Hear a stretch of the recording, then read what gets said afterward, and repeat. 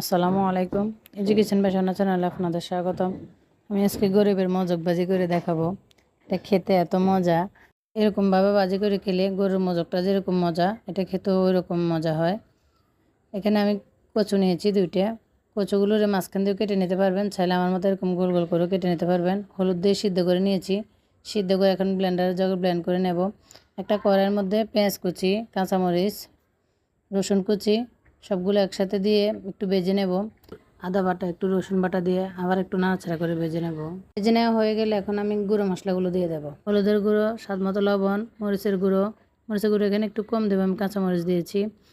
মাংসের মশলা, জিরা ধনিয়ার গুঁড়ো, একটু চাট মশলা দেবেন, নয়তো আমার মতো এরকম একটু ম্যাগি মশলা দিয়ে দেবেন। দিয়ে একটু পানি দিয়ে ভালোভাবে কষিয়ে নেব, নাড়াচাড়া করে। কষিয়ে নেওয়া হয়ে গেলে আমি যে এটা ব্লেন্ডার করে রেখেছিলাম কচুটা, এখন কচুটা দিয়ে দেবো।